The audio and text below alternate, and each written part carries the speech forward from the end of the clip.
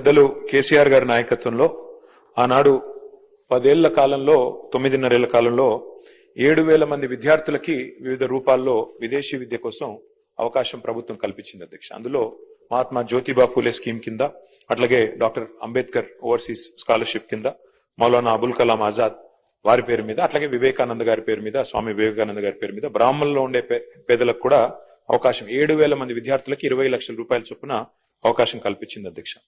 అధ్యక్ష, మాకున్న సమాచారం మేరకు సబ్జెక్టు కరెక్షన్ అధ్యక్ష, ముఖ్యమంత్రి గారి దగ్గర సమగ్ర సమాచారం ఉంటది. దాదాపు 2025 అక్టోబర్లో విదేశీ విద్యకు సంబంధించి 303 కోట్లు రిలీజ్ చేస్తున్నామని చెప్పారు. కానీ ఇంతవరకు డబ్బులు రిలీజ్ కాలేదు అధ్యక్ష.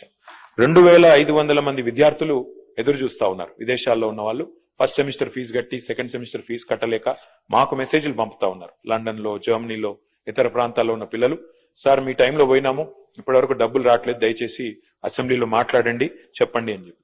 అధ్యక్ష, ఒక రిక్వెస్ట్ గౌరవ ప్రభుత్వంతో, గౌరవ ముఖ్యమంత్రి గారితో, ఇది టాప్ ప్రయారిటీ కింద తీసుకొని గ్రీన్ ఛానల్లో పెట్టినట్టయితే లాభం జరుగుతుంది అధ్యక్ష. ఎందుకంటే మేము అడిగేది ఏది గొంతెమ్మ కోరిక కాదు, ప్రభుత్వ స్కీమ్.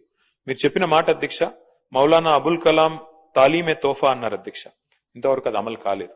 అట్లాగే 10th పాస్ అయితే 10,000, 12వ తరగతి పాస్ అయితే 15,000, డిగ్రీ పాస్ అయితే 25,000 అన్నారు. మేము వాటి గురించి కూడా మేము గుర్తు చేస్తా ఉన్నాం ప్రభుత్వానికి, అవి కూడా మీరు దయచేసి కన్సిడర్ చేయండి.